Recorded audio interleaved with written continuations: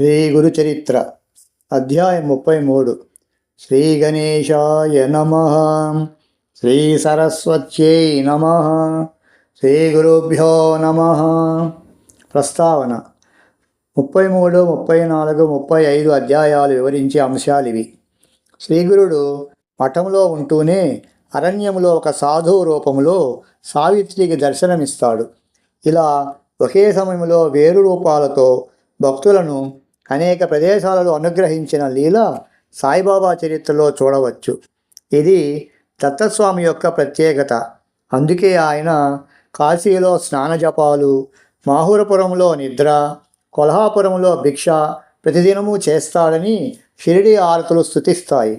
ఒక వేశ్య ఆమె వద్దనున్న ఒక కోతి కూడా రుద్రాక్ష మహిమ వలన, ఒక రాజకుమార్తె సోమవార వ్రతం వలన శుభము పొందినట్లు శ్రీగురుడు చెబుతాడు.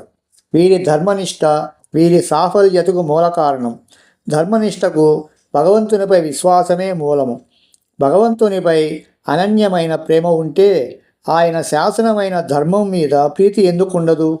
ధర్మము లేకుండా రుద్రాక్ష వ్రతము, వేదాధ్యయనము వ్యర్థమని, మిథ్యాచారమని శ్రీగురుని సూచన. ప్రారబ్ధవశాన బాహ్య దృష్టికి వేసి అయిన ధర్మనిరతి గల అంతరంగము, భక్తి ఆమెకు ఉత్తమగతిని ప్రసాదించాయి. సద్గురు సమాగమం చేత విభూతి రుద్రాక్ష కూడా అతీత ఫలమిస్తాయని, సద్గురు సమాగమం రాక్షసులకు సైతం పరివర్తన కలిగించి ఉద్భవించగలవు అనడానికి రాజు పరాశర మహర్షిని, బ్రహ్మరాక్షసుడు వామదేవ మహర్షిని ఆశ్రయించిన కథలు తెలుపుతాయి. సద్గురుని ఆశ్రయించని బాహ్యచార పాటవ అహంకారానికి, అజ్ఞానానికి చిహ్నం.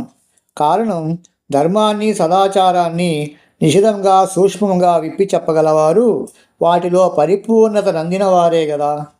రుద్రాక్ష భస్మము దేహంపై ధరించడం అంటే వాటి చేత సంకేతించబడిన పరమాత్మ తత్వాన్ని హృదయంలో శ్రద్ధగా నిలుపుకోవడన్నమాట.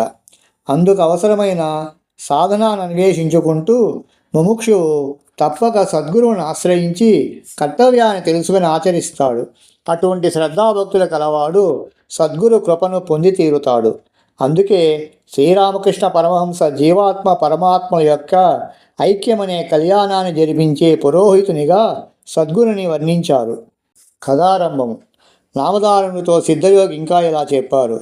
దత్తుడు, సావిత్రి ఆ రోజు అక్కడే నిద్ర చేసి మరుసటి రోజు తెల్లవారుజామునే స్నానం చేసుకొని శ్రీగురిని దర్శించారు. అప్పుడు సావిత్రి నమస్కరించి ఆయనతో ఇలా అన్నది. స్వామి, నిన్న నేను శోకిస్తున్నప్పుడు ఒక యోగీశ్వరుడు వచ్చి నాకు ధర్మము ఉపదేశించి రుద్రాక్షలు విభూతి ప్రసాదించారు. ఆయన ఎవరు? ఆయన చెప్పినట్లు చేయబట్టే మాకింతటి మహద్భాగ్యం కలిగింది.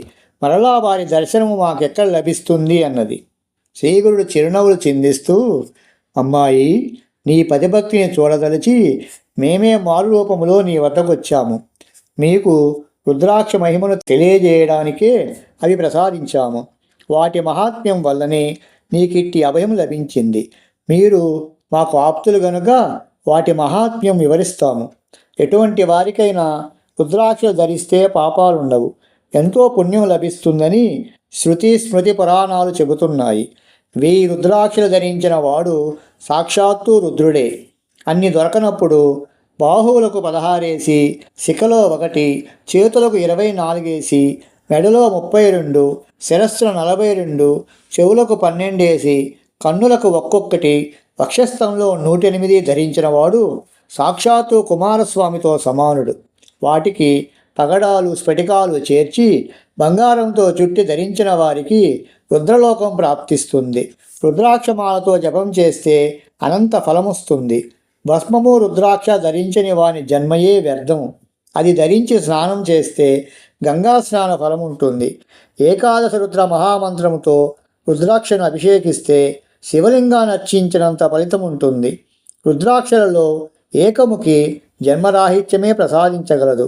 ఎటువంటి రుద్రాక్షలు ధరించినా 4 పురుషార్థాలు సిద్ధిస్తాయి. పూర్వం కాశ్మీర దేశంలో భద్రసేనుడనే రాజుకు తారకుడనే కొడుకు, మంత్రి సుధర్ముడికి సద్గుణుడనే కొడుకు ఉండేవారు. వారెంతో ప్రేమతో మసులుకుంటూ ఎట్టి ఆభరణాలు లెక్క చేయక రుద్రాక్షలు ధరించి శివారాధన చేసి గాని భోజనం చేసేవారు కాదు. ఒకనాడు పరాశర మహర్షి రాగా భద్రసేనుడు ఆయనను పూజించి ఆ బిడ్డలిద్దరి విచిత్ర వైఖరికి కారణమేమో చెప్పమని ప్రార్థించాడు. ఆ ముని, రాజా, వెనుక నందిగ్రామంలో మహా సౌందర్యవతి శ్రీమంతురాలు అయిన మహానంద అనే వేశ్య ఉండేది.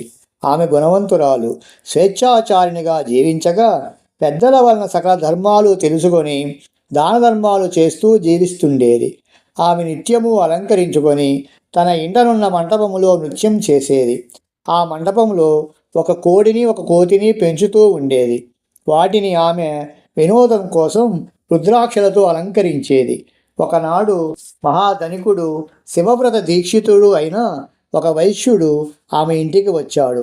అతని వంటి మీద విభూతి, చేతులకు రత్న కంకణాలు, అతని చేతిలో సూర్యునిలా వెలిగిపోతున్న రత్నలింగము ఉన్నాయి. దానిని చూచి ఆ వేశ్య ఆశపడి తన సఖి చేత కబురు పంపింది. అతడు ఆ మంటపంలో కూర్చొని మహాసౌందర్యవతి అయిన ఆ వేశ్య తనను సంతోష పెట్టగలిగితే ఆ లింగం ఇస్తానన్నాడు. ఆ వేశ్య అందుకు సంతోషించి 3 రోజులు పతివ్రతా ధర్మం అనుసరించి అతనిని సేవించగలనని తన సఖి చేత చెప్పించింది. ఆ వైశ్యుడు ఆ మాట విని నవ్వి, కులస్త్రీకి వలె వేశ్యకు అదెలా సాధ్యం అని విమర్శించాడు. అప్పుడు ఆ వేశ్య, నా విషయంలో మీకెట్టి సందేహము అక్కరలేదు. నేను త్రికరణ శుద్ధిగా ఆ 3 రోజులు పాతివ్రత్యం అవలంబించగలను అని చెప్పి ఆ లింగంపై చేయి వేసి సూర్యచంద్రుల సాక్షిగా ప్రమాణం చేసింది. ఆ వైశ్యుడు ఆ శివలింగం ఆమె చేతికిచ్చి, ప్రేయసి, ఇది నాకు ప్రాణంతో సమానము. దీనికి ఏమైనా అయితే నేను ఉరిపోసుకుంటాను అన్నాడు. ఆమె దానిని ఎంతో శ్రద్ధతో పూజించింది. ఆ ఇద్దరూ కలిసి ఆ రాత్రికి అంతఃపురంలోకి వెళ్ళాక అదేమి చిత్రమో గాని నాట్య మండపం క్షణములో భస్మమైపోయింది. ఆ కోతి కోడి కూడా బుగ్గైపోయాయి. ఇరుగు పొరుగు వారందరూ కలిసి ఆ మంటలో ఆర్పుతున్నారు. తెల్లవారాక అది తెలిసి వైశ్యుడు, అయ్యో, నా ప్రాణలింగమే పోయింది, నేనింక బ్రతకను అని ఏడుస్తూ అక్కడున్న బూడిదనంతా గాలించిన ఆ లింగం దొరకలేదు. అతడు ఒక చితి వెలిగించి ఆ మంటలలో దూకాడు. అతని వెంటనే ఆ వేశ్య నాదా అని కేకలు పెడుతూ వచ్చి తన ధర్మాన్ని అనుసరించి సహగమనం చేయడానికి సిద్ధమయ్యింది.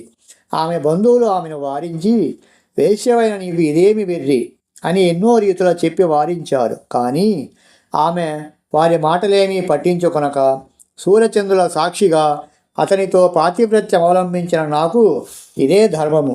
నేనిప్పుడు సహగమనం చేయకుంటే నాతో పాటు నా 21 తరాల వారు నరకంలో పడతారు. నా ధర్మం నేను పాటిస్తే వారందరూ తరిస్తారు. మరణం అన్నది ఎప్పటికైనా తప్పదు కదా. ఇలా హీనంగా బ్రతికే కంటే నా ధర్మం ఆచరించి తరించడం ఎంతో శ్రేష్టమని చెప్పి అగ్నిలోకి దూకబోయింది. వెంటనే శివుడు సాక్షాత్కరించి, సుందరి, నీ ధర్మగుణాన్ని పరీక్షించదలిచి నేనే ఆ వైశ్యుని రూపంలో వచ్చాను. నీకిచ్చినది నా ఆత్మలింగమే. ఈ మంటపానికి నేనే నిప్పు పెట్టి నీ పాతివ్రత్య గుణాన్ని పరీక్షించాను. నీ ఇష్టం వచ్చిన వరం కోరుకో అన్నాడు. ఆమె ఆశ్చర్యపడి భక్తితో నమస్కరించి, స్వామి, నాకు ఈ ముల్లోకాలలో ఎట్టి భోగము అక్కర్లేదు.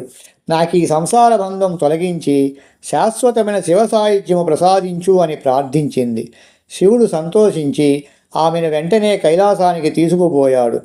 ఆనాడు నాట్య మండపంలో అగ్నిలో పడి మరణించిన ఆ కోడి కోతి ఈ బిడ్డలుగా జన్మించారు.